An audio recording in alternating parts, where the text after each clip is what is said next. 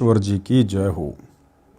सत्साई भाइयों और बहनों, पुस्तक धरती ऊपर स्वर्ग, इसके ऊपर वीडियो बनाने की श्रृंखला जारी है। इसी श्रृंखला में आज हमारा ये दूसरे नंबर का वीडियो है। भाइयों और बहनों, ये पुस्तक धरती ऊपर स्वर्ग, ये हमें अध्यात्म के साथ साथ सामाजिक जीवन में कैसे जीना है, कैसे रहना है, उसकी भी जानकारी देती है। तो पिछले वीडियो में आप जी ने एक सामाजिक परंपरा का बिगड़ा हुआ रूप, यानी शादी विवाह के अंदर दुनिया भर का खर्चा करना, दहेज लेना देना, बैंड बाजा डीजे बजाना, घोड़ी वगैरह करना, पंडित जी को बुलाना, दुनिया भर के पकवान बनवाना, दुनिया भर के लोगों को इकट्ठा करके बारात के रूप में लेकर जाना, गहने आभूषण वगैरह देना, कपड़े लत्ते वगैरह देना और दुनिया भर का दिखावा झूठी शान और शौकत के लिए बड़े बड़े टेंट हाउस लगाना, लाखों रुपये के मैरिज गार्डन बुक करना, साथ में कार और मोटरसाइकिल वगैरह देना। तो ये समाज का एक बिगड़ा हुआ रूप है। और ये जो शादी विवाह होता है सामाजिक परंपराओं के अनुसार, जो वर्तमान में दुनिया भर के पाखंड उसके अंदर समावेश हो चुके हैं, तो ये भाइयों और बहनों आम व्यक्ति को दुखी करने वाला है, परेशान करने वाला है। और इस प्रकार के शादी विवाह शास्त्रोक्त नहीं है, यानी शास्त्र विधि को त्याग कर मनमाने आचरण के अंतर्गत आता है। और इसी मनमाने आचरण को करने के चलते आज पूरा समाज दुखी है। साथ में पिछले वीडियो में हमने ये भी पढ़ा कि हम ब्रह्मा विष्णु महेश को अपने पूर्वज मानते हैं, भगवान मानते हैं। और जिस समय ब्रह्मा विष्णु महेश की शादी हुई, उनकी माता दुर्गा जी ने समुद्र मंथन के समय अपने तीनों पुत्रों की शादी की, तो कितनी सिंपल तरीके से की। ना कोई भाती था, ना कोई बाराती था, ना कोई डीजे बजाने वाला था, ना किसी प्रकार का दिखावा था, ना कोई गहने आभूषण वगैरह की व्यवस्था थी, ना कोई खाने वाला था, ना कोई खिलाने वाला था। सिंपल तरीके से 3 लड़कियां दुर्गा ने अपनी ही वचन शक्ति से बनाई। बड़ी लड़की जिसका नाम सावित्री था, ब्रह्मा जी को दे दी। उससे छोटी लड़की लक्ष्मी जो श्री विष्णु जी को दे दी, और सबसे छोटी उमा वो श्री शंकर जी को दे दी। और कहा कि बेटा जाओ और अपना घर बसाओ। तीनों देवता अपनी माता जी की आज्ञा लेकर अपने अपने यथा स्थान पर आते हैं और खुशी खुशी अपनी अपनी पत्नियों के साथ में रहने लगते हैं। तो भाइयों और बहनों, वो भी तो एक शादी थी, लेकिन हमने इस शादी विवाह वाले रूप को ही बिगाड़ दिया है। साथ में हमने ये भी पढ़ा कि सतगुरु रामपाल जी के भक्ति मार्ग में कैसे पुनः इस बिगड़े हुए शादी विवाह के रूप को संवारा जा रहा है, ठीक किया जा रहा है। और सतगुरु रामपाल जी के पंथ में उनके भक्तों के जो लड़का लड़की होते हैं, किस प्रकार से उनका शादी विवाह वाला संस्कार संपन्न किया जाता है। ना कोई दिखावा, ना कोई दहेज लेना ना देना। 1 रुपया बेटी अपने बाप के घर से नहीं लेकर जाती है। कोई गहने आभूषण नहीं, किसी भी प्रकार का सामान नहीं। और मात्र 17 मिनट में बिना किसी खर्चे के वो शादी विवाह संपन्न हो जाता है। आज के वीडियो में हम इसी विषय पर चर्चा करेंगे कि सतगुरु रामपाल जी परमेश्वर जी के सत भक्ति मार्ग में, उनके पंथ में जो ये शास्त्रोक्त विधि से शादी विवाह संपन्न हो रहा है, जिसको रमेनी कहते हैं, इसके फायदे क्या हैं और सामाजिक परंपराओं के अनुसार जो शादी विवाह किया जाता है उसके क्या नुकसान हैं। तो इस विषय पर आज हम चर्चा करेंगे। इस शास्त्रोक्त विवाह के लाभ, कौन सा शास्त्रोक्त विवाह? जो शास्त्रोक्त विवाह, शास्त्रों के अनुसार शादी विवाह सतगुरु रामपाल जी के पंथ में उनके भक्तों के यहाँ पर होती है उसके क्या लाभ हैं। बेटी अपने बाप भाइयों भाभियों पर बोझ नहीं बनती। सबसे बड़ा लाभ क्या है? वो बहन, वो बेटी जो सतगुरु रामपाल जी की अनुयायी है, उनकी शिष्या है, उनके पंथ से जुड़ी हुई है, वो अपने बाप पर, अपने भाइयों पर, अपनी भाभियों पर, यानी उस परिवार पर किसी भी प्रकार का बोझ नहीं बनती है। जैसे आम सामाजिक व्यवहार में शादी विवाह होते हैं, माता पिता टेंशन में आ जाते हैं, भाई बेचारा मेहनत को डबल कर देता है कि बहन की शादी में लाखों रुपये के गहने बनवाने हैं, लाखों रुपये के कपड़े अगले पिछलों को देने हैं, 400-500 व्यक्ति बारात में आएंगे, उनके भोजन की व्यवस्था करनी है, खाने सबने 2 रोटी है लेकिन 50 आइटम की व्यवस्था करनी है, गाड़ी घोड़ों की व्यवस्था करनी है, पंडित जी की व्यवस्था करनी है। 1 महीने पहले उस परिवार की चक्री बन जाती है और वो परिवार कई लाखों रुपया उस शास्त्र विरुद्ध शादी विवाह के ऊपर खर्च कर देता है। अर्थात वो बहन, वो बेटी जिसकी शादी हो रही है, वो अपने परिवार पर एक प्रकार से बोझ डाल देती है। लेकिन सतगुरु रामपाल जी के भक्ति मार्ग में ऐसा बिल्कुल भी नहीं है। उस बहन, उस बेटी के माता पिता का, उसके भाई का 1 रुपया भी खर्च नहीं होता है और सिंपल तरीके से मात्र 17 मिनट में शादी विवाह संपन्न हो जाता है।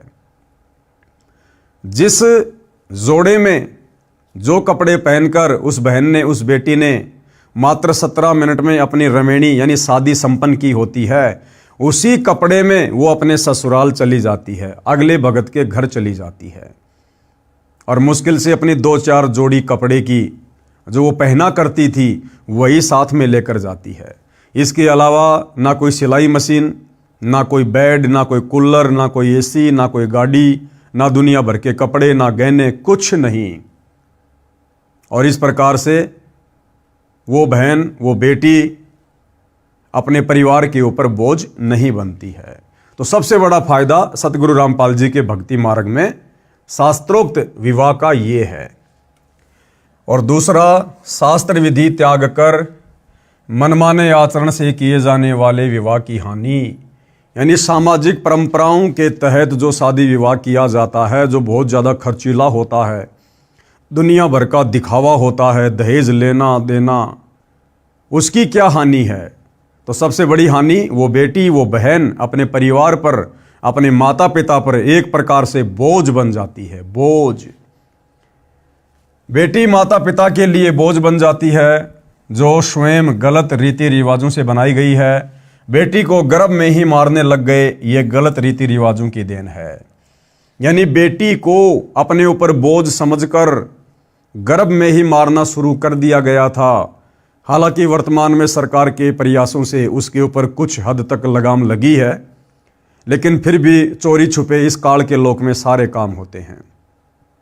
तो बेटी को गर्भ में मरवा देना, इस गलत परंपरा शादी विवाह के तहत कि भैया बेटी बड़ी होगी, इसकी शादी के ऊपर बहुत लाखों रुपया खर्च करना पड़ेगा, तो कुछ निकम्मी आत्माएं जो माता पिता होते हैं वो इस प्रकार की सोच रखकर और बेटी को गर्भ में ही मरवा दिया करते हैं। तो ये जो बेटियों को गर्भ में मरवाना, ये भी इस गलत रीति रिवाज की देन है, इस खर्चीली शादी विवाह की देन है। विवाह में अनाप शनाप खर्च लोकलाज में करना पड़ता है। आध्यात्मिक ज्ञान की कमी के कारण भाई और बहनों इंसान लोक लाज में फंसी जाता है। सतगुरु रामपाल जी परमात्मा कहते हैं कि यदि आपने भक्ति सफल करनी है, मोक्ष प्राप्त करना है इस पंथ में आने के बाद, तो गुरुदेव कहते हैं लोक लाज ना कीजिए, निर्भय हो रहिए और जो मन चावे राम को तो दाशा तन धरिए। सतगुरु रामपाल जी से उपदेश लेने के बाद, उनके भगत बनने के बाद हमने सामाजिक परंपराओं में घिसना और पिसना नहीं है। हमने सामाजिक परंपराओं के अकॉर्डिंग नहीं चलना, जो परंपराएं भक्ति मार्ग में बाधक होती हैं। समाज फिर चाहे कुछ भी कहे, कुछ भी ताने मारे, कितना ही व्यंग कसे, कैसी कैसी बातें कहे, हमने समाज की ओर से पीठ फेर लेनी है और हमने केवल उतना ही करना है जितना हमारे पूज्य गुरुदेव भगवान ने आप और हमें भक्ति मार्ग पर बता दिया है, जो नियम और मर्यादाएं बता दी गई है। तब हमारी भक्ति सफल होगी। यदि भक्ति मार्ग पर हम समाज को देखकर, समाज की परंपराओं से डरकर अगर चलेंगे तो भाई और बहनों, हम कभी भी सफल नहीं हो पाएंगे। विवाह में अनाप शनाप खर्च लोकलाज में करना पड़ता है। जिनके पास माया है वे लोग समाज में बिगाड़ पैदा करते हैं। ये इस प्रकार की कुरीतियाँ, रीति रिवाज, गलत परंपराएं किन लोगों के द्वारा पैदा की गई है? जो लोग मायाधारी हैं। उस पैसे का दिखावा, अपनी झूठी शानो शौकत का दिखावा कि मैं कितना धनी आदमी हूँ, मेरे पास कितना पैसा है, समाज में मेरा क्या रुतबा है, और जितना ज़्यादा पैसा मैं शादी विवाह पर, अन्य कार्यक्रमों पर खर्च करूँगा, दुनिया देखेगी, मेरी वाह वाही होगी। लोग कहेंगे वाह क्या दिल खोल कर पैसा खर्च किया है, बड़ा सेठ आदमी है, बड़ा दिलेर आदमी है। तो ये मायाधारी लोगों ने इन गलत परंपराओं को अपनी झूठी शानो शौकत के चक्कर में पैदा किया। और आज आम व्यक्ति बेचारा चक्की के दो पाटों के बीच में जिस प्रकार से गेहूं पिसता है, उस प्रकार से इन परंपराओं में पड़कर पिस रहा है। शादी विवाह संपन्न करना, जमीन बेचेगा, उधार पैसा लेगा, कर्जे पर पैसा लेगा, फिर सारी जिंदगी किस्तें भरता रहेगा, ब्याज भरता रहेगा, केवल इन गलत परंपराओं के कारण। तो आप और हमने यानी सतगुरु रामपाल जी के भक्तों ने इन तमाम प्रकार की गलत सामाजिक परंपराओं का बहिष्कार करना है। बहिष्कार करने का मतलब हमने कोई धरना प्रदर्शन नहीं करना। आप और हमने ये बात समझ में आने के बाद अपने बच्चों की शादी में 1 रुपया भी फालतू में वेस्टेज नहीं करना है। और हमारे रिश्तेदार, आड़ोस पड़ोस के लोग, गांव वाले जो इन गलत परंपराओं के तहत सामाजिक कार्यक्रम करते हैं, शादी विवाह करते हैं, बच्चों के जन्मदिन मनाते हैं, हमने उन पार्टियों में बिल्कुल भी शामिल नहीं होना है। बिल्कुल भी। जिन गलत परंपराओं को हम स्वयं नहीं कर रहे, उन गलत परंपराओं में हमने कहीं जाकर सहयोग भी नहीं देना, सहयोग भी नहीं करना। यदि हम व्यर्थ की शादी विवाह में जाते हैं, चाहे रिश्तेदारी में हो, चाहे अड़ोस पड़ोस में हो, हमारा वहां जाने मात्र से सहयोग माना जाता है। तो आप और हम सतगुरु रामपाल जी के भक्तों ने तो इन गलत परंपराओं में जाकर किसी भी प्रकार से कोई सहयोग नहीं करना है। करना तो बहुत दूर की बात है।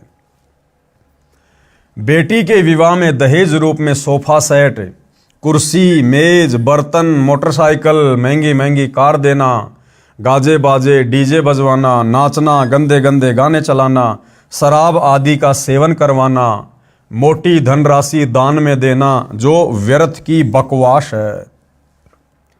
अब ये तमाम प्रकार की जो ये कुरीतियां हैं भाई और बहनों, इनकी कोई आवश्यकता नहीं किसी भी प्रकार की। जब ब्रह्मा विष्णु महेश की शादी हुई, इनमें से एक भी गलत कुरीति वहां पर नहीं थी, एक भी कार्य इनमें से वहां पर नहीं हुआ। सिंपल तरीके से शादी हुई। तो आप और हमने भी अपने गुरुदेव के पद चिन्हों पर चलते हुए, उनके आदेश की पालना करते हुए, इन गलत परंपराओं में, कुरीतियों में किसी भी प्रकार का कोई भी सहयोग नहीं देना है।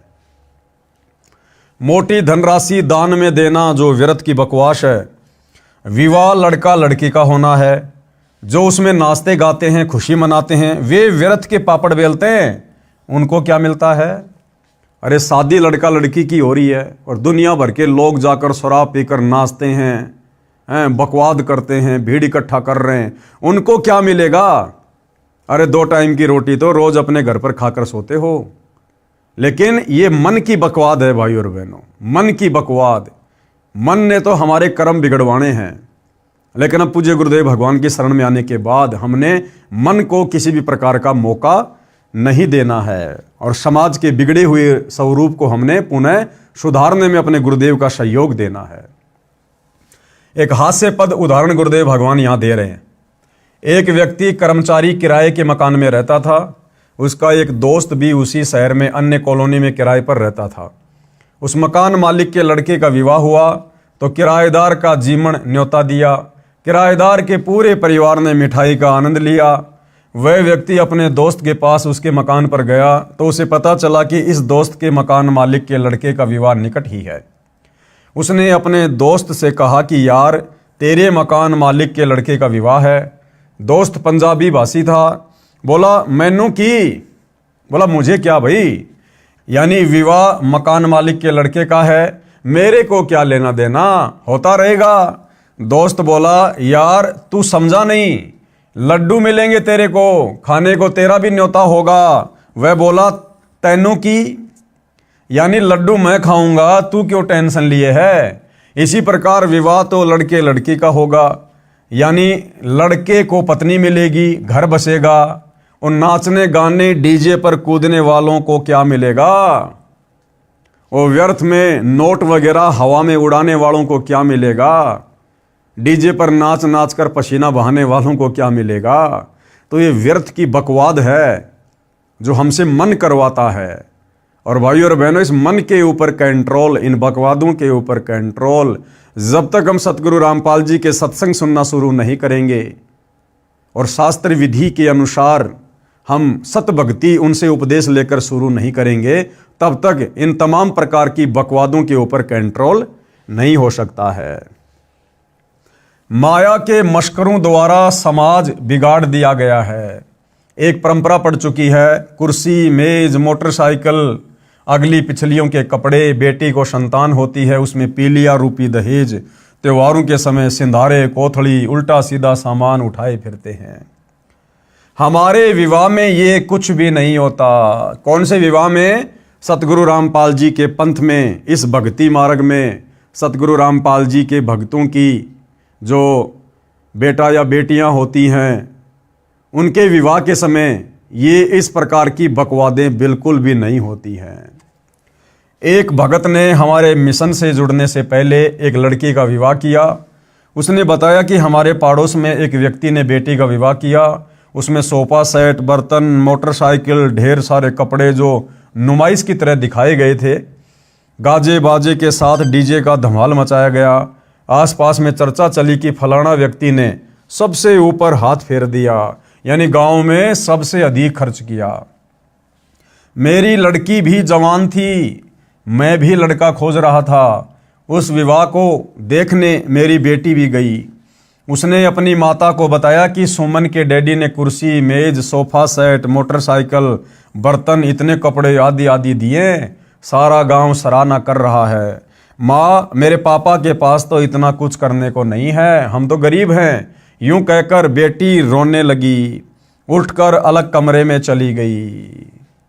अब भाइयों और बहनों, वो माता पिता क्या करेंगे? अब अपनी बेटी का दिल रखने के लिए जो बेटी उस शादी विवाह में गई, उसने सब कुछ देखा, आकर अपनी माँ को बताया।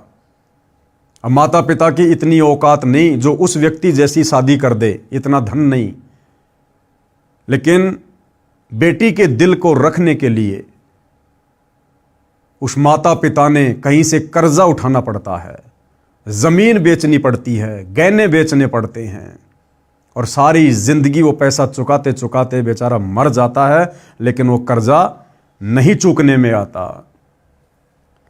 कई देर रोई, मां ने समझाया कि बेटी, किसी की रीस थोड़ी की जाती है, कि बेटी किसी की देखा देखी थोड़ी की जाती है। जिसके पास जैसा धन है, जिसकी जैसी वित्तीय स्थिति है, वो वैसा अपना खर्च कर रहा है। हमने किसी से कोई कंपटीशन नहीं करना। बेटी की माता ने मेरे को बताया कि बेटी सुमन का विवाह देखकर आई थी, ऐसे ऐसे बोली और रोने लग गई। मेरी आंखें भर आई, सारी रात नींद नहीं आई। विचार किया कि बेटी की आत्मा नहीं दुखने दूंगा, कुछ तो करूंगा। लड़की का रिश्ता पक्का हो गया। मैंने अपना 1.25 एकड़ खेत बेचा। उन मायाधारी मशकरों के द्वारा जो बकवाद समाज में झूठी शानो शौकत के चक्कर में शुरू की गई है, वो खर्चीली शादियां, आम व्यक्ति बेचारा किस प्रकार से पिस रहा है।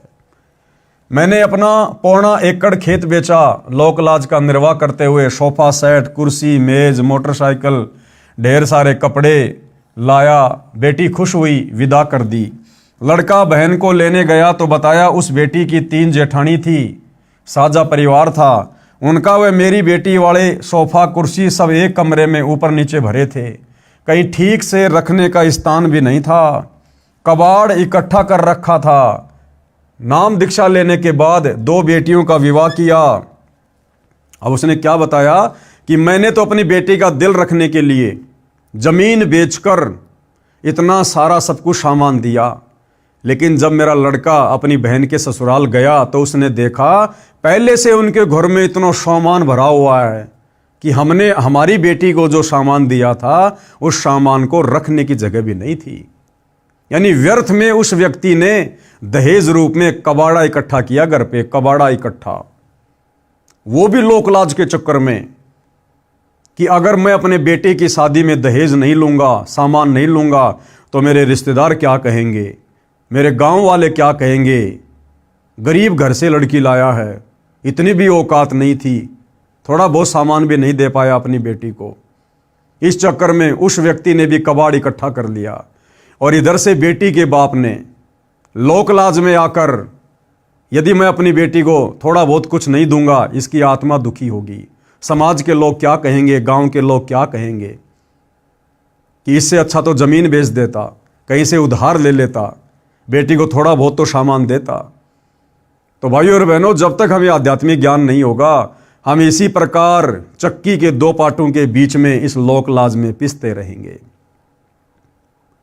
और जब उस व्यक्ति ने नाम उपदेश ले लिया सतगुरु रामपाल जी से, उसके बाद फिर उसने अपने अन्य बच्चों की शादियां की। वो किस प्रकार से की? नाम दीक्षा लेने के बाद 2 बेटियों का विवाह किया, 1 पैसा भी खर्च नहीं हुआ, दोनों बेटी सुखी हैं। यदि पहले यह ज्ञान होता तो क्यों जमीन बेचता? जिसके पास जमीन बेचने को नहीं है वह मनमाना आचरण करके किए जा रहे विवाह क्रम में किसी से ब्याज पर रुपया लेता है। यानी जिसके पास बेचने को जमीन नहीं है वो क्या करेगा? वो किसी साहूकार से ब्याज पर रुपया लेगा, फिर कर्जे के बोझ तले दबा रहता है, दिन का चैन रात की नींद समाप्त रहती है, इसी बोझ को ढोता ढोता मर जाता है, सारा जीवन नरक बना रहता है केवल इस गलत परंपरा के तहत। इसलिए हम सतगुरु रामपाल जी के भक्तों ने, चाहे हमारे आड़ोस में, चाहे पाड़ोस में, चाहे गांव में, चाहे रिश्तेदारी में, अगर गलत परंपराओं के तहत कोई भी कार्यक्रम हो रहा है, छोटे से छोटा, बड़े से बड़ा, आप और हमने उस कार्यक्रम में शामिल भी नहीं होना है। वो चाहे नाराज रहे चाहे खुश रहे, हमने उसकी नाराजगी को, उसकी खुशी को नहीं देखना, हमने अपने गुरुदेव भगवान के वचन को देखना है। और जो बीड़ा इस बिगड़े हुए समाज को सुधारने का हमारे गुरुदेव ने उठाया है, हमने हर संभव उसमें सहयोग करना है। फिर आगे गुरुदेव क्या बता रहे हैं? एक सत्य वार्ता। एक आर्मी मैन से दास की ज्ञान चर्चा हुई जो हमारे भगत का रिश्तेदार था। उसके आग्रह से मेरे पास आया था। वह फौज से रिटायर होकर पुलिस में हवलदार लगा था, सरकारी नौकरी थी। जब ज्ञान चर्चा होती है तो हम विवाह पर भी चर्चा अवश्य करते हैं। भगत ने जो उसे लाया था बताया कि इस हवलदार जी ने अभी 1 महीना पहले बड़ी बेटी का विवाह किया है, 21 लाख रुपए लगाए हैं। उसके 3 बच्चे बताए, बड़ी लड़की जिसका विवाह अभी किया था, बीच में बेटा और छोटी बेटी। दास ने कहा कि जो कुछ फौज से लाए थे वह तो प्रथम विवाह में लगा दिया, जो 20 वर्ष की कमाई थी, कि भैया फौज से रिटायरमेंट होकर आया, 18-20 लाख रुपए लाया, वो तो तूने अपनी बड़ी लड़की की शादी में खर्च कर दिए। फिर बाकी बच्चों की शादी वो कैसे की? वो भी तो उसी प्रकार से की होगी आपने, उससे आपने कम तो दहेज नहीं दिया होगा, तो उस दहेज के लिए पैसा कहां से लाए? अब आपकी 50 वर्ष के आसपास उम्र है, छोटी बेटी के लिए इतने रुपए कहां से लाओगे? वह हवलदार बोला कि फौज वालों से काम नहीं चला, कर्जा भी लेना पड़ा। मैंने उससे पूछा कि इतना खर्च करना ठीक नहीं, देखकर अपनी हैसियत के अनुसार खर्च करना चाहिए। वह बोला कि लड़का यानी दामाद बैंक में नौकरी करता है, बेटी भी अच्छी पढ़ी लिखी है, बेटी तो सदा सुखी रहेगी, हमारी तो देखी जाएगी। यानी हम तो गधे बने रहेंगे, कोई टेंशन नहीं, बस हमारे बेटा बेटी सुखी रहें। मैंने कहा कि बेटी के कर्म में सुख है तो मिलेगा, और दुख है तो पैसे से सुख नहीं खरीदा जा सकता।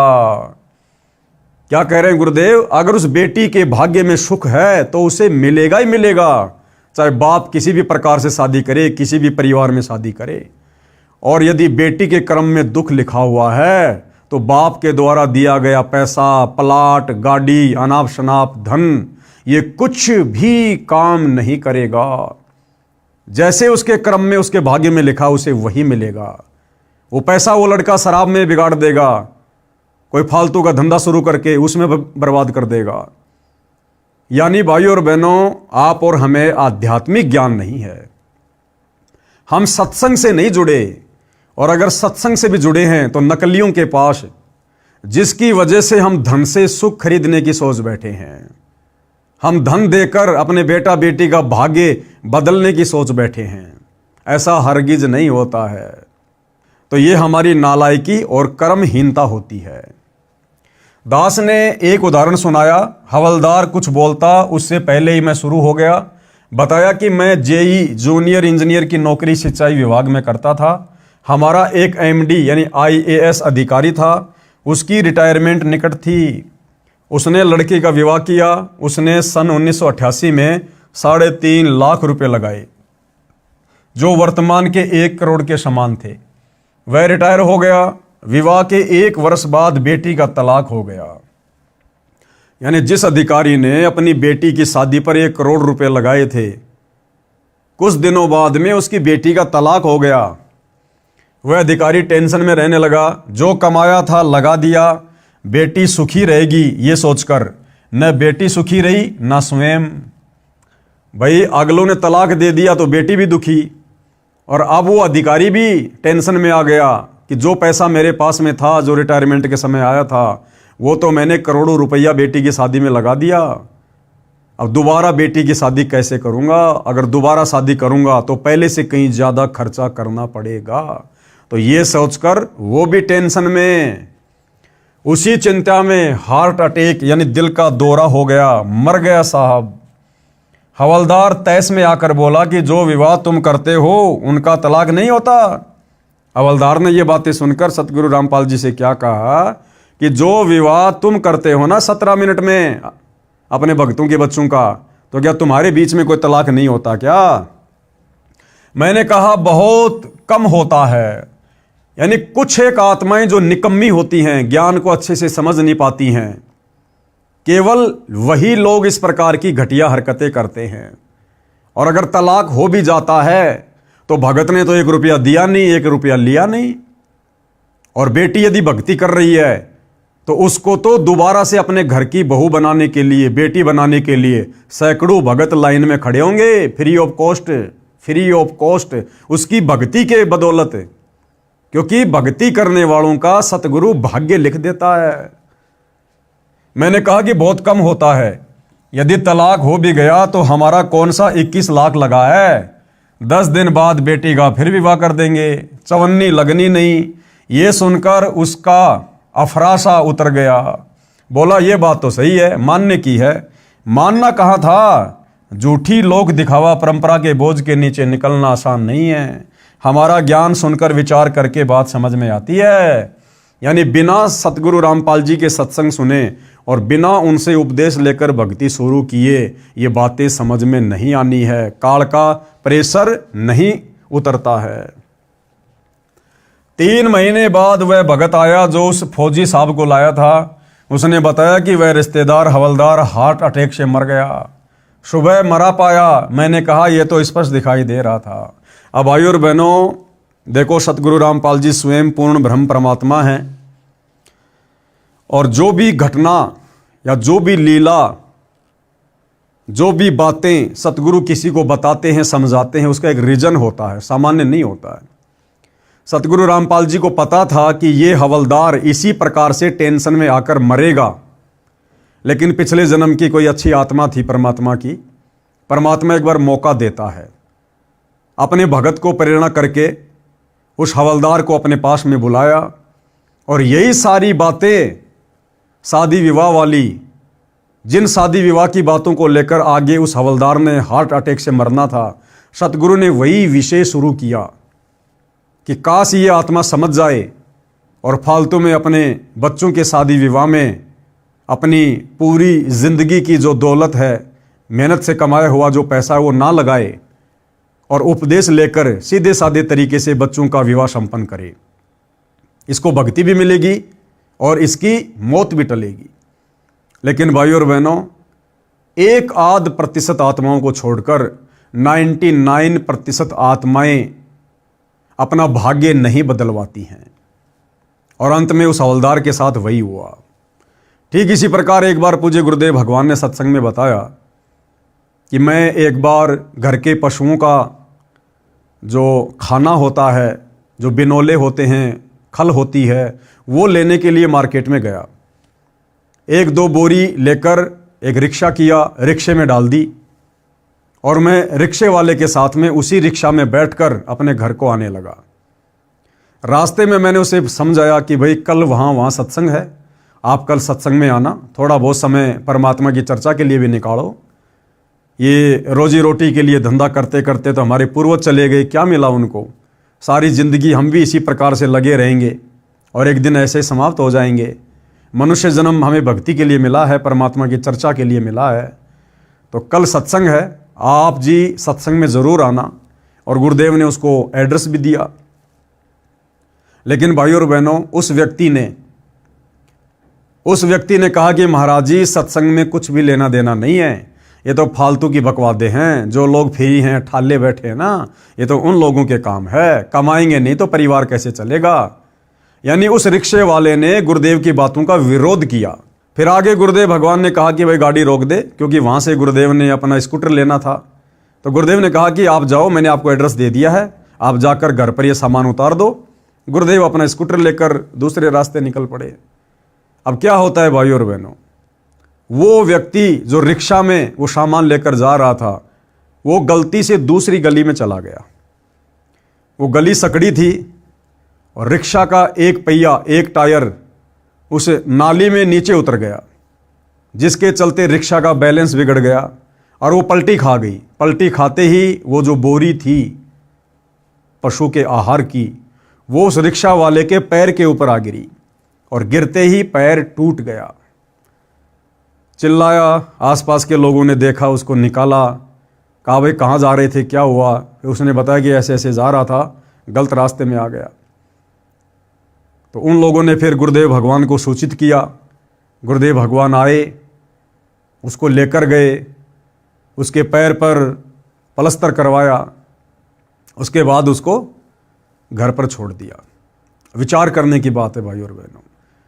गुरुदेव भगवान को पता था कि इस व्यक्ति के साथ में कुछ ही देर बाद में अनहोनी घटना घटेगी, जो इसके भाग्य में है, इसके संस्कार में है। लेकिन वो संस्कार गुरुदेव भगवान उसका टालना चाहते थे, काटना चाहते थे। इसलिए गुरुदेव ने उसको सत्संग का जिक्र किया, लेकिन उस व्यक्ति ने उल्टा विरोध कर दिया, जिस कारण से भाइयों और बहनों उसका वो संस्कार नहीं टल पाया। तो भाइयों और बहनों, आध्यात्मिक ज्ञान के अभाव में, भक्ति के अभाव में, सच्चे सतगुरु की शरण के अभाव में, सत्संगों के अभाव में आप और हम दुनिया वाले इसी प्रकार से इन कर्मों के बोझ के नीचे दबे हुए हैं। ये कर्म संस्कार भोगते भोगते एक दिन हम दुनिया ही छोड़ के चले जाते हैं। इसलिए सत्संग मनुष्य जीवन में प्रथम होना चाहिए। ये मूल वस्तु है, क्योंकि हमें मनुष्य जन्म परमात्मा ने इसीलिए दिया है। ये अति दुर्लभ है, मानव जन्म दुर्लभ है, ये मिले न बारंबार। जैसे पेड़ से पत्ता टूट गिरे, बहुर न लगता डार। और मनुष्य जन्म पाए के जो नहीं रटे हरि नाम, यानी जो भक्ति नहीं करता, तो फिर जैसे कुआं जल बिना फिर बनवाया क्या काम। आपने कुआं बनवा दिया, पानी उसमें है नहीं, क्या फायदा।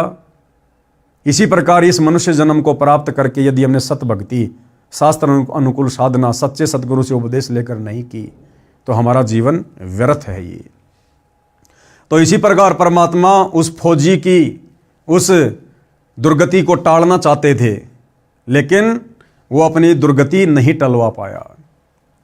सुबह मरा पाया, मैंने कहा यह तो स्पष्ट दिखाई दे रहा था।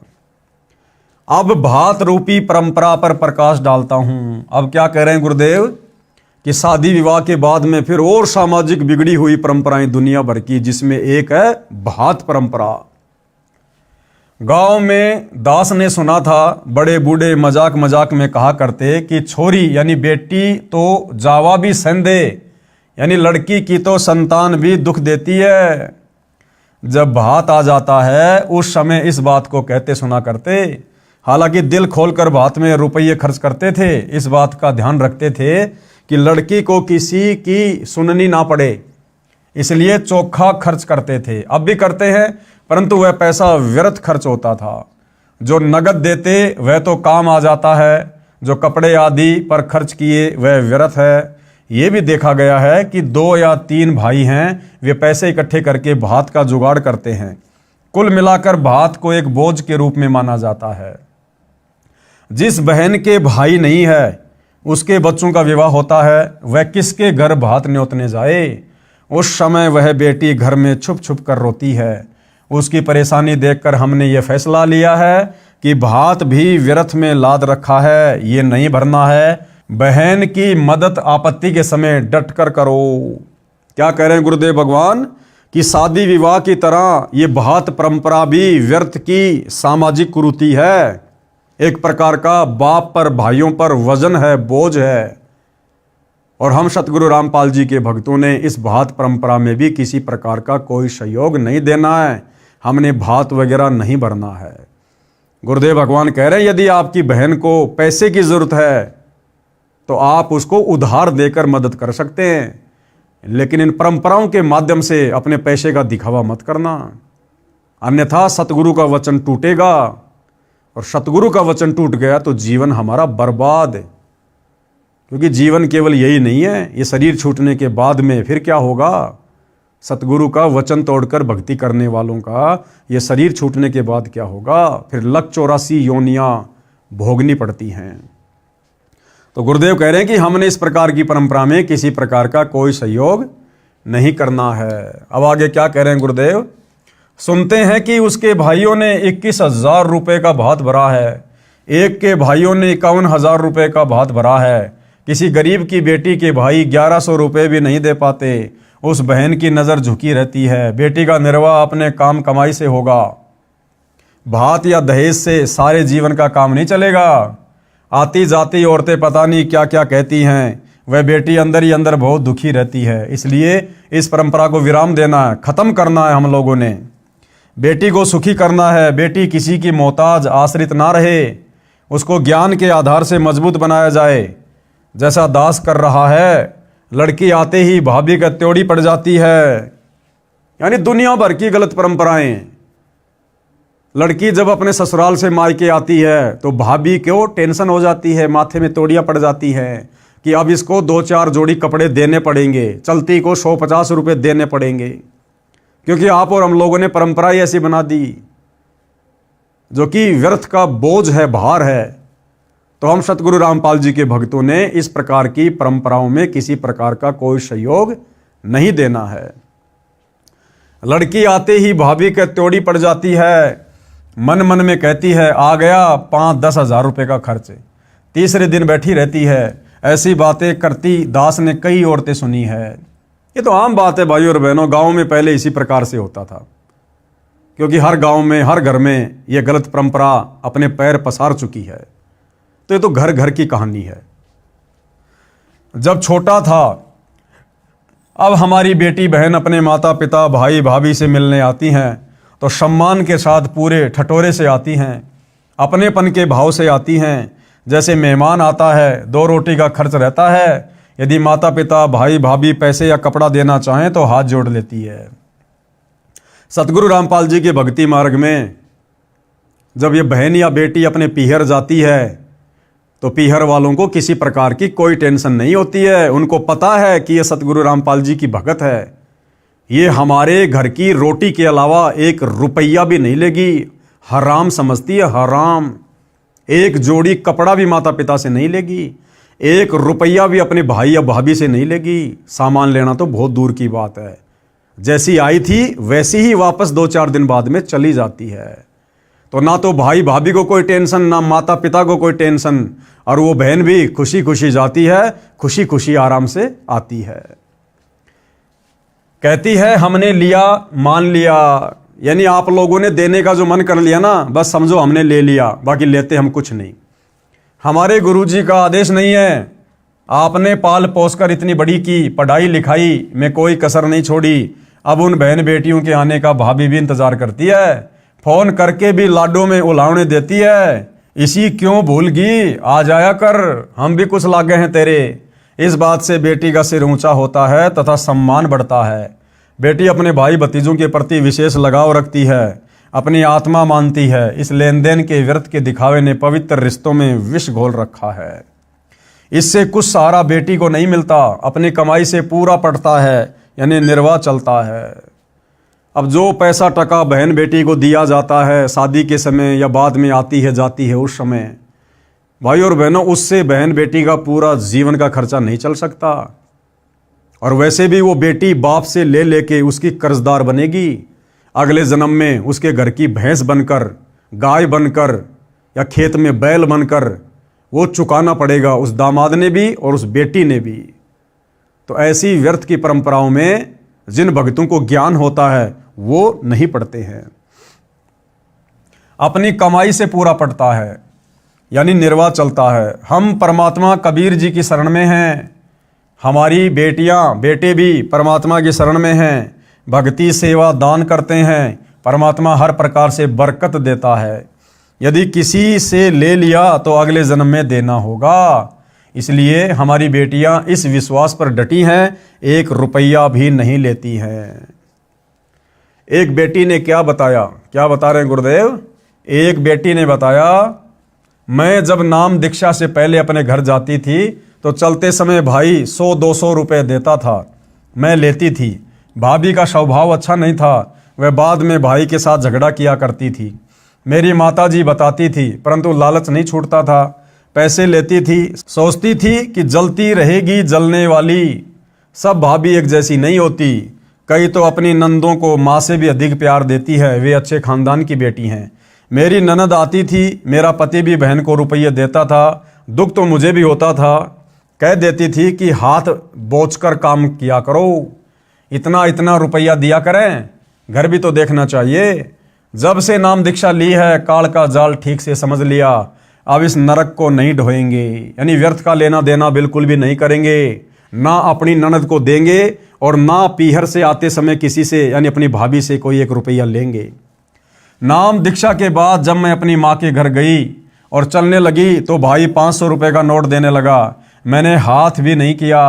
पहले भाई नोट निकालता था, तुरंत लेकर छुपा लेती, कहीं भाभी ना देख ले, भाई के जी ने शाका करे। जब मैंने कहा भाई ना बहुत ले लिया, अब नहीं लेना है, भाई ने सोचा पैसा कम मानकर बहन नाराज हो गई।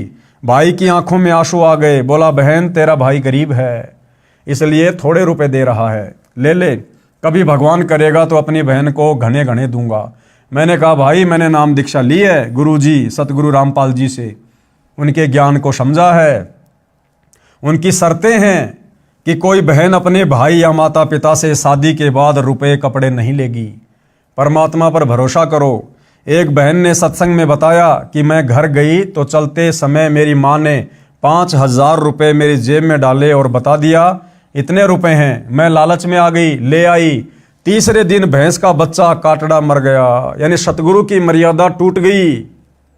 और मर्यादा टूटी तो तुरंत काल का अटैक हो गया और माता से जो 5000 रुपये लेकर आई थी उससे डबल नुकसान घर में हो गया। भैंस 12 किलो दूध देती थी, 1,22,000 रुपये की लाए थे, दूध देना बंद कर दिया, उसको 50,000 रुपये में बेचना पड़ा। मेरे दिमाग में तुरंत गलती याद आ गई। अपनी गलती बताकर गुरुजी के आदेश से नाम शुद्ध करवाया। उसके बाद मायके के रुपये कपड़ा लेना विष के समान समझ लिया और घनी हानि हो गई। भाई का नुकसान किया, चोरी का भाव बना और भाव खराब हुआ। उस बहन की बात मुझे खटक रही थी, इसलिए अपने भाई से 1 भी रुपया नहीं लिया। कुछ दिन बाद भाई मेरे घर आया, फिर 1000 रुपये देने लगा। मैंने रुपए नहीं लिए, समझाया भी, परंतु उसके मन में यही बैठा था कि मैं गरीब हूँ, बहन को खुश नहीं कर सका। मैं अपने भाई को लेकर सत्संग में गई, वहाँ ज्ञान सुना, अन्य भाई बहनों से आप बीती सुनी। तब भाई का मन हल्का हुआ कि बहन नाराज नहीं है, धीरे धीरे भाई तथा भाभी ने भी नाम दीक्षा ले ली। अब वह घर स्वर्ग बन गया है। भाभी जी बहुत अच्छे स्वभाव की है, परंतु टोटे ने दुखी कर रखी थी। ऊपर से हमारा खर्च उसे विचलित कर देता था। अब आंखें बिछाए भाभी बैठी रहती है, कब ननद आएगी, भगवान की बात बताएगी। ऐसे वह पवित्र नाता विष से अमृत बन गया, धरती ऊपर स्वर्ग का एहसास होने लगा है। यानी इस प्रकार से भाइयों और बहनों, हम इन परंपराओं को त्याग कर, जो कि समाज में खर्चीली हैं, आध्यात्मिक यानी भक्ति मार्ग में बाधक हैं, हमने इनसे पीछे हटना है। प्रश्न करते हैं कुछ भाई कि ढोल बाजे बजवाना व घुड़चढ़ी करना तो पुराना रिवाज है, यानी शादी विवाह में ढोल बाजे बजाना, घोड़ी के ऊपर चढ़ना, ये तो पुरानी परंपरा है, इसमें क्या फर्क पड़ता है।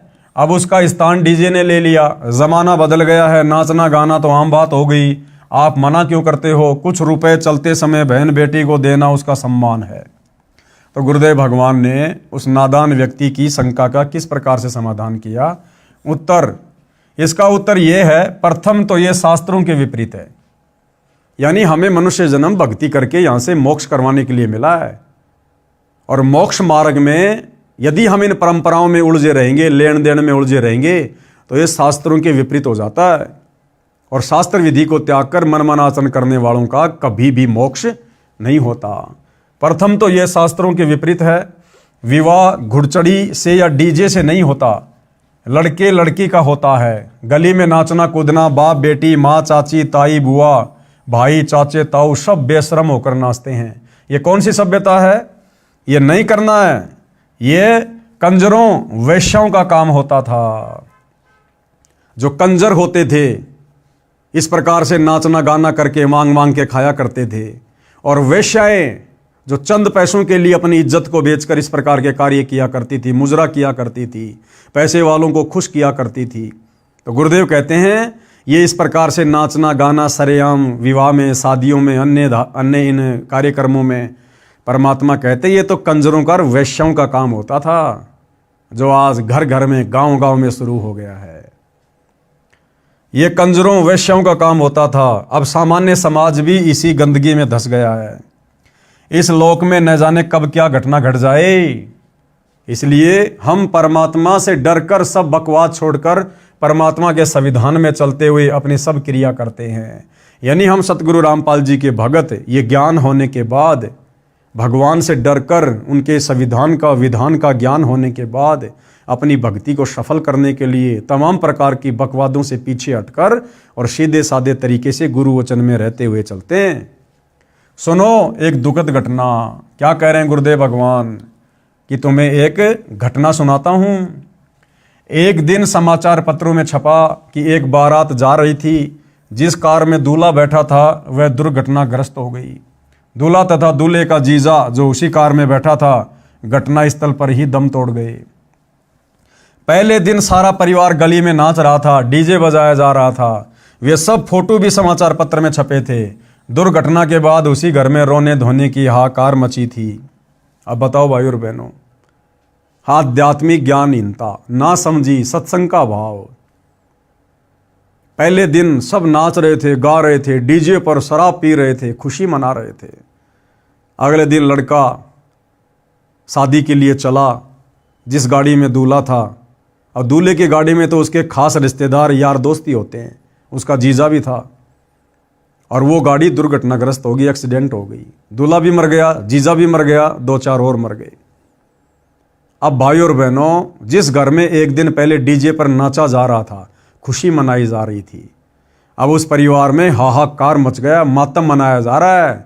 सिर के बाल उखाड़ उखाड़ कर परिवार वाले रो रहे हैं। क्यों? आध्यात्मिक ज्ञानहीनता के कारण। शास्त्र विधि को त्याग कर मनमाने तरीके से सामाजिक संस्कार करने के चलते। इसलिए भाई और बहनों, हमने इन बकवादों में बिल्कुल भी पैर नहीं फंसाना है। दुर्घटना के बाद उसी घर में रोने धोने की हाहाकार मची थी। माता बहन सिर के बाल फाड़ फाड़ कर रो रही थी।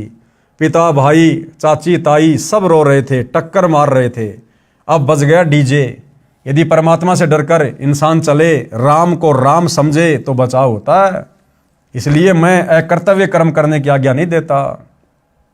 क्या कह रहे हैं गुरुदेव? इसलिए मैं अपने भक्तों को अकर्तव्य कर्म करने की आज्ञा नहीं देता। अकर्तव्य कर्म क्या? जो कर्म भक्ति मार्ग में नहीं करने चाहिए। ये नाचना गाना, डीजे, घुड़चड़ी, बारात वगैरह, दुनिया भर का दिखावा, लेना देना, सतगुरु रामपाल जी अपने भक्तों को इस प्रकार व्यर्थ की परंपराओं में फंसने का, करने का आदेश बिल्कुल भी नहीं देते हैं और ना ही भगत ने करना चाहिए। इसलिए मैं अकर्तव्य कर्म करने की आज्ञा नहीं देता। बेशर्मी की हद हो चुकी है। बहन बेटी को चलते समय कुछ रुपए देना एक रिवाज है जो समाप्त करना है। बहन बेटी को चलते समय 1 रुपया नहीं देना हमने, वरना भार चढ़ेगा, हम मुक्त नहीं हो पाएंगे, ऋण संबंधों में जकड़े रहेंगे। चाहे 1 रुपया हो, चाहे लाख रुपया हो, काल हमें वहीं पर फांस देगा। इसलिए ना तो उपदेश प्राप्त बहन बेटी ने अपनी ननद को 1 रुपया देना है और ना मायके से आते समय अपने माता पिता भाई भाभी से 1 रुपया लेना है, अन्यथा सतगुरु की मर्यादा टूटेगी। और मर्यादा टूटी तो सतगुरु नाराज, और सतगुरु नाराज तो क्या फायदा फिर भक्ति करने का, यदि हमने भक्ति सफल करके मोक्ष ही नहीं करवाया तो। बहन बेटी को चलते समय कुछ रुपए देना एक रिवाज है जो समाप्त करना है। साथ में लड़का यदि अपने ससुराल जाता है तो जवारी के तौर पर सास ससुर या घर के अन्य सदस्य उसको पैसे देते हैं। तो यदि आप भगत हैं, अपने ससुराल जा रहे हैं, किसी का 1 रुपया आपने चलते समय जवारी के रूप में नहीं लेना है। बहन बेटी को भिखारी नहीं समझना है, उस बहन बेटी को बेटे के समान समझना है। धरती ऊपर स्वर्ग तभी बनेगा जब हम अपनी इंसानियत को पुनः संभालेंगे। अगला प्रश्न क्या है? क्या आप अंतरजातीय व अंतरधर्म विवाह के पक्ष में है? यानी सवालकर्ता सतगुरु रामपाल जी से कह रहा है, क्या आप अंतरजातीय विवाह और अंतरधर्म के माध्यम से जो शादी विवाह किया जाता है, क्या आप उसके पक्ष में हैं? यानी एक जाति वाला दूसरी जाति के लड़के या लड़के से विवाह कर सकता है, एक धर्म वाला दूसरे धर्म की लड़की या लड़के से विवाह कर सकता है? क्या आपके पंथ में इस प्रकार की आज्ञा है? तो गुरुदेव क्या कह रहे हैं? हमारे मिशन में जाति धर्म की कोई बाधा नहीं है। हम अंतरजातीय तथा अंतरधर्म के विवाह के पक्ष में हैं। यानी जाति और धर्म हम इंसानों के बनाए हुए हैं, परमात्मा के बनाए हुए नहीं हैं। परमात्मा ने तो सबको इंसान बनाया, स्त्री या पुरुष। ये जाति और धर्म तो हमारे धर्मगुरुओं ने ज्ञानहीनता में आकर बना दी। इसलिए सतगुरु रामपाल जी के भक्ति मार्ग में कोई धर्म की बाध्यता नहीं है, कोई जाति की बाध्यता नहीं है। लड़का लड़की संस्कारी होने चाहिए, एक दूसरे को पसंद होने चाहिए और आपस में शादी विवाह की सहमति होनी चाहिए। फिर जाति और धर्म का कोई लेना देना नहीं है। हम निम्न नियमों का पालन करते हैं।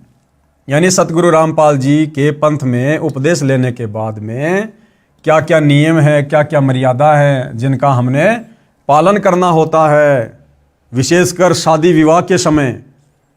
यानी बच्चों का शादी विवाह वाला संस्कार जोड़ते समय भगत भाई बहन किन किन बातों का विशेष तौर पर ध्यान रखते हैं? अपने गोत्र में और अपने गांव में व आसपास के गांव गवांडों में माता पिता के गोत्र में विवाह के पक्ष में नहीं है। यानी भगत अपने ही गोत्र में विवाह नहीं कर सकते। अपने ही गांव की लड़की के साथ में, वो किसी भी जाति की हो, किसी भी धर्म की हो, शादी नहीं करनी है। क्यों? क्योंकि इससे फिर आपसी झगड़े बढ़ जाते हैं। गांव की गांव में भक्तों ने शादी विवाह बिल्कुल भी नहीं करना है और अपने ही गोत्र में बिल्कुल भी विवाह नहीं करना है। ये सख्त निषेध है।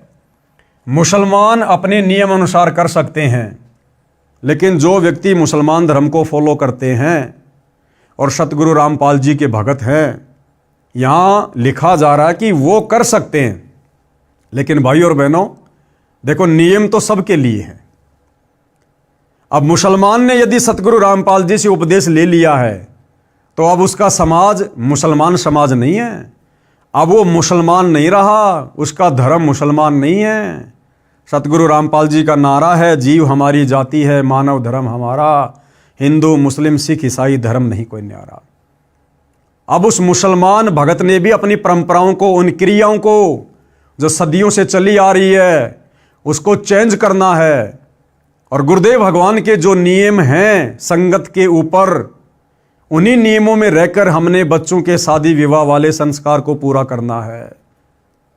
लेकिन यहां पर परमात्मा जो ये थोड़ी बहुत जो ढील दे रहे हैं, ये उन भक्तों के लिए है जो अभी अच्छे से इस ज्ञान को नहीं समझ पा रहे, जो समाज की परंपराओं में बुरी तरह से फंसे हुए हैं, अचानक से निकल नहीं पा रहे। ये उनके लिए हल्का सा यहां पर ये गैप है। लेकिन भाई और बहनों, फिर भी हमने कोशिश करनी है, चाहे हिंदू हो, चाहे मुसलमान, चाहे जैनी, चाहे सिख, चाहे ईसाई, जिसने सतगुरु रामपाल जी से उपदेश ले लिया, फिर अपने गोत्र में और अपने गांव में और आसपास के गांव में हमने अपने बच्चों का संस्कार नहीं करना है, अपने बच्चों के रिश्ते नहीं करने हैं। फिर हमें विश्वास होना चाहिए अपने गुरुदेव भगवान पर। इस प्रकार से फिर हमने डरना नहीं चाहिए लोकलाज में आकर कि मेरे बच्चों की ऐसे तो शादी नहीं हो पाएगी। अरे गुरुदेव कहते हैं, अगर उन बच्चों के संस्कार में शादी विवाह है तो रोक कौन देगा? और यदि नहीं है तो तुम्हारा सतगुरु इतना समर्थ है, अपनी लेखनी से तुम्हारे बच्चों के शादी विवाह के हर प्रकार के नए लेख लिख देगा, नए संस्कार लिख देगा। इसलिए शादी विवाह के समय जो जो बातें ध्यान रखने योग्य हैं, जो गुरुदेव के आदेश हैं, वो चाहे हिंदू हो, चाहे मुसलमान हो, चाहे सिख हो, चाहे ईसाई हो, किसी भी धर्म से जुड़ा हुआ भगत हो, उन्होंने गुरुदेव के प्रत्येक नियम का सख्ताई से पालन करना चाहिए।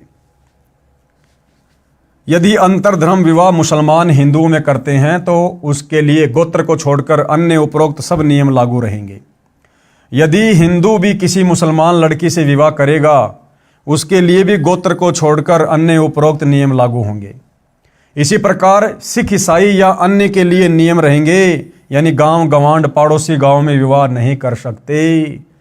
यानी हिंदू भगत अगर मुसलमान भगत के घर पर शादी करना चाहता है तो गोत्र की तो कोई आंट है ही नहीं उनमें, लेकिन उसी गांव में और आसपास के गांव में आपस में उन हिंदू मुसलमान भक्तों ने भी अपने बच्चों की शादी वादी नहीं करनी है।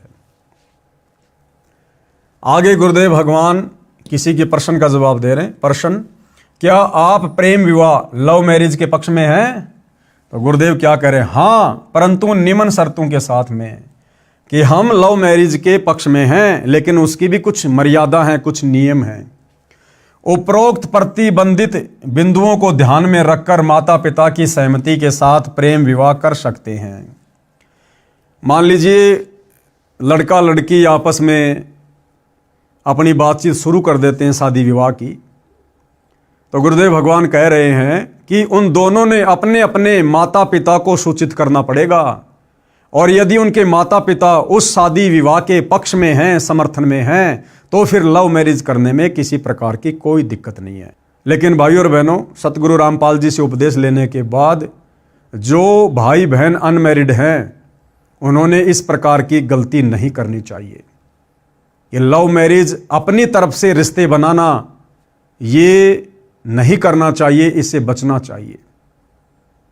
जो हमारे संस्कार में परमात्मा ने लिखा हुआ है, वो यदि हमारे माता पिता के माध्यम से, हमारे भगत भाई बहनों के माध्यम से यदि संस्कार पूरा होता है, तो वो सबके हित में होता है। इसलिए सतगुरु रामपाल जी के पंथ से जुड़े युवा लड़कों ने, युवा लड़कियों ने इस बात का विशेष तौर पर ध्यान रखना चाहिए। अपनी मर्जी से उन्होंने इस प्रकार से रिश्ते नहीं जोड़ने चाहिए। ये भी एक प्रकार से मर्यादा खंडित करने में आता है, मर्यादा खंडित करने में। आगे सवाल किया है, आप सब त्यौहार मनाने से रोकते हो, त्यौहार तो खुशी का प्रतीक माना जाता है, इसमें क्या दोष है? तो गुरुदेव भगवान क्या जवाब दे रहे हैं? त्यौहार का अर्थ है किसी विशेष दिन को जो अपने धर्म की गरिमा से जुड़ा होता है, उस दिन कुछ अलग से खाना पीना करना, उस घटना की चर्चा करना जिस उपलक्ष्य में त्यौहार मनाया जाता है। सब त्यौहार किसी धार्मिक कथा से संबंध रखते हैं। उदाहरण के लिए दीपावली यानी दिवाली का त्यौहार, इस दिन की गरिमा है कि इस दिन भगवान श्री रामचंद्र जी अपनी पत्नी सीता के साथ 14 वर्ष का वनवास काटकर रावण को मारकर सीता को उसकी कैद से छुटवाकर अयोध्या लौटे थे। उस खुशी में दिवाली का त्यौहार मनाया जाता है। घर में कई कई दीपक जलाए जाते हैं। प्रारंभ में गाय या भैंस के घी के दीपक जलाए जाते थे, फिर सरसों के तेल के दीपक लगाए जाने लगे, फिर मोमबत्ती ने स्थान ले लिया, अब बिजली के छोटे छोटे बल्ब दीपक के स्थान पर लगाए जाते हैं। एक दिन ये सब कर दिया, फिर न सीता याद आती है न श्री राम। क्या आपको याद है, क्या कह रहे हैं गुरुदेव भगवान, क्या आपको याद है जो तुम दीपावली मना रहे हो और जिस धार्मिक कथा यानी त्रेता युग में रामचंद्र जी से संबंधित जो कथा है उसके आधार से जो तुम दिवाली मना रहे हो, क्या तुम्हें और भी कुछ बातों का पता है? सीता जी को 2 साल के बाद एक धोबी के व्यंग के कारण घर से निकाल दिया गया था। उस समय वह गर्भवती थी। ऋषि वाल्मीकि के आश्रम में आजीवन कष्ट सहा। 2 पुत्र साथ में थे, एक का नाम लव, दूसरे का नाम कुश, जो ऋषि के आशीर्वाद से कुशा से बना था। कुशा यानी दूब, घास का तिनका, जो ऋषि वाल्मीकि जी ने अपनी वचन शक्ति से बनाया था। कुछ था, विचार किया जाए जिसकी पत्नी को निकाल दिया गया हो, बच्चों का वह पत्नी का पता नहीं, कैसे कष्ट का जीवन जी रहे होंगे। क्या वह व्यक्ति चाहे राजा भी क्यों ना हो सुखी रहेगा? शौपन में भी सुखी नहीं रह सकता। शर्म के मारे बोलता नहीं है। राजा रामचंद्र जी ने अश्वमेघ यज्ञ करना था, परंपरावश घोड़ा छोड़ा गया। उस पर लिखा था कि जिसको अयोध्या के राजा रामचंद्र की पराधीनता स्वीकार नहीं है वह घोड़ा पकड़ ले और युद्ध के लिए तैयार रहे। उस समय लव तथा कुश जवान थे। दोनों ने ऋषि वाल्मीकि से धनुर्विद्या सीखी थी। जब उन्होंने घोड़े के गले में लटक रही चिट्ठी पैम्पलेट पढ़ी, घोड़ा पकड़ लिया और धनुष श्री रामचंद्र जी की ओर तान दिया। युद्ध शुरू हुआ। श्री रामचंद्र जी उन बालकों को पराजित नहीं कर सके, उल्टा बालक श्री रामचंद्र जी की जान लेने वाले थे। सीता जी की दृष्टि पड़ी, दौड़कर बच्चों के पास गई, बताया ये तुम्हारे पिता हैं। रामचंद्र जी ने भी सीता को पहचान लिया। उसको गले लगाने के लिए निकट गए तो सीता ने पीठ फेर ली और धरती में समा गई। श्री रामचंद्र जी सीता जी के वियोग में दुखी तो पहले से ही था, परंतु आशा थी कि कभी मिल पाएगी। जब आशा टूट गई तो श्री रामचंद्र जी का धैर्य जवाब दे गया। वहां से लौटा और अयोध्या के साथ बह रही सरयू दरिया में जल समाधि ले ली, अर्थात डूब कर मर गया। इसी कथा के आधार से वर्तमान में हिंदू समाज दीपावली का त्योहार मना रहा है। लेकिन गुरुदेव कह रहे हैं कि नादानों, क्या तुम्हें उसके बाद की कथा भी याद है? तुम्हारे श्री रामचंद्र और सीता के ऊपर किस प्रकार से दुखों के पहाड़ टूटे। और जिस समय सीता जी को 2 वर्ष के बाद अयोध्या से निकाल दिया गया था, उसके बाद तो अयोध्या वासियों ने भी उस त्योहार को मनाना बंद कर दिया था। दुख में और हम नादान आध्यात्मिक ज्ञान के अभाव में, इन कथाओं की असली जानकारी के अभाव में अब तक ये ढोंग कर रहे हैं, पाखंड कर रहे हैं, दिखावा कर रहे हैं। क्या ये उचित है? बिल्कुल भी उचित नहीं है। इसलिए दुनिया छोड़े ना छोड़े, लेकिन जिनको अब वास्तविकता का ज्ञान होता जा रहा है, सतगुरु रामपाल जी से उपदेश लेने के बाद, सत्संग सुनने के बाद, आप और हम भगत भाई बहनों ने किसी भी प्रकार के त्यौहार में जो किसी न किसी धार्मिक कथा से जुड़ा हुआ है, जिसको मनाने का वर्तमान में कोई औचित्य नहीं है, आप और हमने बिल्कुल भी साक्य में पाँव नहीं देना। हमने बिल्कुल भी इन परंपराओं का निर्वाह नहीं करना है। उल्टा हमने समाज को समझाना है। रिश्तेदारी में जाएं तो हम उनको समझाएं, मानते तो ठीक है, लेकिन हमने किसी प्रकार का कोई भी सहयोग नहीं करना है। आगे किसी ने सवाल किया, आप आलोचना कर रहे हो, आपके पास क्या प्रमाण है कि श्री रामचंद्र जी सीता के वियोग में दुखी रहा करते थे? तो गुरुदेव भगवान क्या जवाब दे रहे हैं? उत्तर, रामायण ग्रंथ में प्रमाण है। प्रतिवर्ष रामलीला करते समय दिखाया जाता है कि जब सीता जी को रावण राक्षस अपहरण करके ले गया तो श्री रामचंद्र जी डकरा डकरा कर रोते थे, हाय सीता, हाय सीता। पेड़ों से लिपट कर, पशुओं से लिपट कर पूछते थे कि तुमने मेरी जान को देखा क्या, मेरी सीता को देखा क्या? आप बताओ, क्या रामचंद्र जी सीता को मजबूरी में निकाल कर मनी मन में नहीं रोए होंगे कि जो श्री रामचंद्र जी जब रावण सीता का अपहरण करके ले गया, उसके वियोग में किस प्रकार से बच्चों की तरह बिलक बिलक कर रो रहा था। दुख में पेड़ों से लिपटकर, पशुओं से लिपटकर पूछ रहा था, क्या तुमने मेरी सीता को देखा? क्या वही श्री रामचंद्र जब उन्होंने एक धोबी के व्यंग कसने से लोक लाज में आकर अपनी गर्भवती पत्नी सीता को अयोध्या से जंगल में निकाल दिया, क्या वो श्री रामचंद्र अपनी पत्नी के वियोग में मन ही मन में रोया नहीं होगा, दुखी नहीं हुआ होगा? और आज तुम खुशी मना रहे हो, उस दिन लड्डू जलेबी बर्फियां खा रहे हो, दुनिया भर की आतिशबाजी करके, पटाखे फोड़ के पोल्यूशन फैला रहे हो। क्या तुम्हारे से कभी भी श्री रामचंद्र जी प्रसन्न होंगे? कभी नहीं हो सकते। क्या रामचंद्र जी दयाहीन थे या फिर पत्थर दिल हो गए थे? क्या उनके मन में कल्पना नहीं होती होगी कि अकेली गर्भवती औरत कैसे जी रही होगी? यदि इतनी भी दया न हो तो वह इंसान भी अच्छा नहीं होता। इसलिए इससे सिद्ध है कि श्री रामचंद्र जी महाकष्ट में जीवन जीते थे। अयोध्यावासी दीप जलाकर, मिठाई आदि खाकर उस दिन श्री रामचंद्र जी की छाती फूका करते। यानी अयोध्या वासियों ने भी 2 साल के बाद में अपने भगवान श्री रामचंद्र जी को, अपने राजा रामचंद्र जी को इतना दुखी देखकर उन्होंने भी उसके बाद कभी वो दीपावली नहीं मनाई, उस दिन को उन्होंने नहीं मनाया। और आप और हम उस व्यर्थ की परंपरा को, कुरीति को, जिसका वर्तमान समय में कोई औचित्य नहीं है, हम वर्तमान तक वो सांप वाली लकीर पीट रहे हैं। अर्थात सतगुरु रामपाल जी के भक्तों ने ये होली, दिवाली, किसी भी प्रकार का त्यौहार जो किसी न किसी धार्मिक कथा से जुड़ा हुआ है, जिसका वर्तमान में मनाने का कोई औचित्य नहीं बनता, आप और हमने मनाना तो दूर, सहयोग भी नहीं करना है।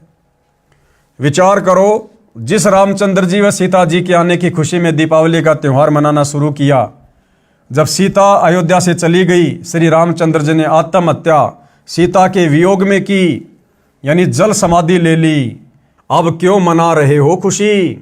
क्या श्री रामचंद्र जी व सीता जी के दुखों से आप दुखी नहीं हो? हम उन दोनों के वनवास व रावण के साथ हुए युद्ध में कष्ट तथा दोनों के अयोध्या आने की खुशी प्लस दोनों को आजीवन दुखी रहने के इतिहास को ध्यान में रखकर सारा वर्ष उनको याद रखते हैं। उस दृष्टिकोण से दीपावली का त्यौहार किसी विशेष दिन नहीं मनाते। संतों के घर सदा दिवाली होती है।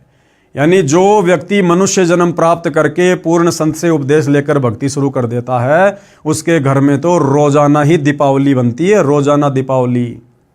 सतगुरु रामपाल जी के उपदेशी भक्तों के घरों में प्रति वर्ष 24 घंटे अखंड दीपक जलता है, देसी घी का। तुम्हारी तरह पोल्यूशन नहीं फैलाते, आतिशबाजी नहीं करते, पटाखे नहीं जलाते। संतों के घरों में तो प्रति वर्ष ही दीपावली मनती है, यानी खुशी का माहौल रहता है। अब सतगुरु रामपाल जी कह रहे कि हमारे पंथ में ये दीपावली वगैरह किस प्रकार से मनाई जाती है। यानी भाई और बहनों, आप और हमें शिक्षा दी जा रही है कि कहीं हम अपनी मर्यादा ना तोड़ दें, लोकलाज में आकर, दुनिया की देखा देखी भेड़ चाल में आकर। हम भगत हैं, हमारे आचार विचार, हमारी क्रिया जगत वाले लोगों से भिन्न है, अलग हैं। हमने जगत वाले लोगों को देखकर अध्यात्म पर नहीं चलना, अपने गुरुदेव के वचन को देखकर, उनके सत्संग सुनकर, मर्यादाओं को बचाकर हमने फूक फूक के कदम आगे बढ़ाना है। तो सतगुरु रामपाल जी के पंथ में उनके भगत किस प्रकार से दीपावली वाले दिन अपनी क्रिया करते हैं। प्रतिदिन देसी घी की ज्योति सुबह शाम जलाते हैं, जो एक समय 3-4 घंटे जलती है। एक वर्ष में 365 दिन है, तो एक वर्ष में 730 दीपक हमने जलाए, जो दिन में 7-8 घंटे जले, जिससे हवन का काम किया। और जिन भक्तों को यह ज्ञान गहराई से समझ में आ जाता है कि जितना हवन करोगे, जितना घी जलाओगे, उतना ही तुम्हें फायदा है, तो 24 घंटे अखंड दीपक सतगुरु रामपाल जी के पंथ में उनके भक्तों के घरों में जलता है, हवन यज्ञ होता है। यानी गुरुदेव भगवान कहना चाहते हैं कि नालायकों, तुम तो खाली दीपावली के दिन 10-12 दीपक जलाकर, और वो भी तेल के, चाइनीज लाइट वाले, जिनका केवल नुकसान ही नुकसान है, फायदा कुछ नहीं है, सोचते हो हम खुशी मना रहे हैं। लेकिन असली खुशी, असली दीपावली प्रतिदिन सतगुरु रामपाल जी के भक्तों के घरों में मनाई जाती है। एक गांव या शहर में हमारे अनुयायियों के 50-60 परिवार हैं, तो वहाँ सुबह शाम प्रत्येक घर में देसी घी की ज्योति जलती है। हवन होता है जो वातावरण को शुद्ध करता है। शराब, हुक्का, बीड़ी आदि का सेवन नहीं करते, इससे प्रदूषण से बचाव रहता है। हवन के समय वेद मंत्र भी बोले जाते हैं। हम सूक्ष्म वेद के मंत्र यानी वाणी सुबह शाम नित्य नियम संध्या आरती के रूप में पढ़ते हैं, बोलते हैं, फ़ोन में चलाकर सुनते हैं। यदि हलवा या खीर खाने की इच्छा होती है तो किसी भी दिन बनाकर खा लेते हैं। हमारे लिए खुशी मनाने का स्पेशल दिन कोई त्यौहार नहीं होता है। संतों का तो हर दिन त्यौहार होता है। यदि हमने हलवा खीर आदि बनाकर खानी है, किसी भी दिन बनाकर खा सकते हैं अपने गुरुदेव भगवान को भोग लगाकर। और अब तो सतगुरु रामपाल जी की वास्तविक परमात्मा वाली स्थिति भक्तों को समझ में आने के बाद साध संगति से जुड़े हुए उनके सत्सेवक बच्चे प्रतिदिन सुबह और शाम 2 समय भंडारे के साथ में हलवा बनाकर अपने गुरुदेव भगवान को विधि विधान अनुसार भोग लगाते हैं। रोजाना हमारे घरों में दिवाली मनती है। रोजाना हम एक दिन की नकली दिवाली नहीं बनाते। जगत के लोग उस दिन या अन्य होली आदि के त्यौहार पर बम फोड़ते हैं, पटाखे छोड़ते हैं, प्रदूषण फैलता है। कई बच्चों की आंखें खराब हो जाती है, कईयों के हाथ खराब हो जाते हैं, कई स्थानों पर आग लग जाती है। ये सब हम नहीं करते। यानी आप और हमारे लिए गुरुदेव का आदेश है कि हमने इस प्रकार की बकवाद बिल्कुल भी नहीं करनी। ये सब हम नहीं करते। शक्तिदायित्व है। हम राम को दिन रात याद करते हैं। किस राम को? आदि राम को, त्रेता युग वाले राम को नहीं। कहते राम राम सब जगत बखाने, आदि राम कोई बिरला जाने। श्री रामचंद्र जी को तो पूरी दुनिया राम कहती है, लेकिन उनके तो शरीर का नाम राम था। हम तो आदि राम, जिसने रामचंद्र जी को भी पैदा किया, उस आदि राम कबीर भगवान का सतनाम जपते हैं, उनका सच्चा नाम जपते हैं। उसको कहते हैं असली राम का नाम। हम राम को दिन रात याद करते हैं। एक दिन की तो बात छोड़ो, होली धुलंडी के ऊपर जो उद्मस उतारा जाता है उसका उस त्यौहार से क्या लेना देना है? टोटल बकवाद काल के द्वारा करवाई जा रही है। अब होली का त्यौहार ये क्यों मनाया जाता है? 99% हिंदू समाज को नहीं पता कि होली क्या है, होली का त्यौहार क्यों मनाया जाता है, मनाया जाना चाहिए या नहीं। भगत प्रहलाद की रक्षा परमात्मा ने की। नरसिंह रूप धारण करके कबीर परमात्मा ने त्रेता युग में भगत प्रहलाद की रक्षा की। भगत प्रहलाद के पिता हिरण्यकशिपु ने चिता की तरह लकड़ियों का ऊंचा ढेर लगवाकर प्रहलाद भगत को जिंदा जलाने की योजना बनाई। होलिका नामक पापिनी, जो प्रहलाद भगत की सगी बुआ थी, हिरण्यकशिपु के आदेश से अपने ऊपर अग्निरोधक चद्दर ओढ़कर, अग्निरोधक चद्दर जो उसको श्री ब्रह्मा जी से प्राप्त हुई थी वरदान के तहत, उस अग्निरोधक चद्दर ओढ़कर भतीजे प्रहलाद को विश्वास में लेकर कहा कि देख बेटा, मैं भी तो आग में बैठी हूं, कुछ नहीं होगा। गोडों में भगत प्रहलाद को बिठा लिया और अग्नि जला दी गई। परमात्मा ने आंधी चला दी। वह अग्नि रक्षक चद्दर होलिका से उतरकर प्रहलाद भगत पर उड़ा दी। आग भड़क उठी, होलिका जल मरी। प्रहलाद सुरक्षित परमात्मा ने रखा। इस खुशी का प्रतीक है होली का त्योहार। और आम सांसारिक लोग क्या करते हैं? इस कथा का ज्ञान ना होने के कारण आम सांसारिक लोग होली के दिन क्या करते हैं?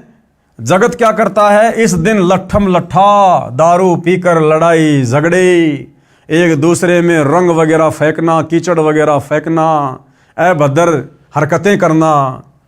औरतें कोड़े पुरुषों को मारती है, पुरुष हट जा करके बचाव करते रहते हैं। इधर से उधर पोड़ पाटे दौड़ते रहते हैं, एक दूसरे पर रंग डालते हैं, कीमती कपड़ों का नाश कर देते हैं। इसका परमात्मा से क्या लेना देना? क्या भगत प्रहलाद ने इस प्रकार की बकवाद कभी की जो आप लोगों ने उस भगत के नाम की आड़ में वर्तमान में शुरू कर रखी है? जिसने भगत की रक्षा की, कुछ कहते हैं कि हम रंग नहीं डालते, गुलाल का प्रयोग करते हैं। तो गुरुदेव कह रहे हैं विचार करो, बंदर सा मुंह बनाकर एक दूसरे को परेशान करते हो, क्या गुलाल लगाने को आप परमात्मा की आरती मानते हो? दिवाली का त्योहार त्रेता युग के अंत में हुई रावण वध व सीता समेत अयोध्या रामचंद्र की वापसी के बाद मनाया जाने लगा। उससे पहले क्या त्योहार मनाते थे? केवल धार्मिक यज्ञ का अनुष्ठान करते थे। दूसरी बात, श्री रामचंद्र जी के अयोध्या से रावण को मारकर सीता को लाने के बाद जो ये दीपावली वाली परंपरा चली है, क्या उससे पहले के व्यक्ति, त्रेता युग पूरा बीत गया था, सतयुग के व्यक्ति क्या कभी इस प्रकार का त्यौहार मनाया करते थे? वे केवल वैदिक विधि अनुसार सत भक्ति किया करते थे, हवन किया करते थे, इस प्रकार की बकवादें नहीं किया करते थे। अतः वर्तमान में भी इस प्रकार की बकवादों का कोई औचित्य नहीं है। ये बकवादें हम तब तक कर रहे जब तक हम सच्चे सतगुरु रामपाल जी की शरण में नहीं हैं।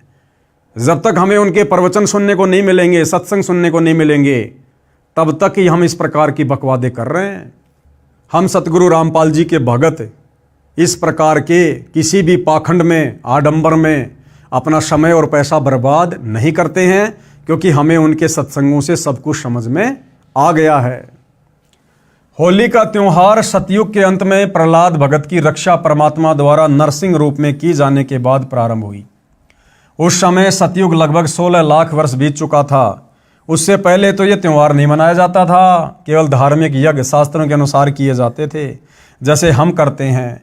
हमारा उद्देश्य है कि सारा जहान शास्त्रोक्त विधि से सामाजिक व धार्मिक कर्म करे, ताकि कलयुग में सतयुग जैसा माहौल बने और सब सुखी रहें।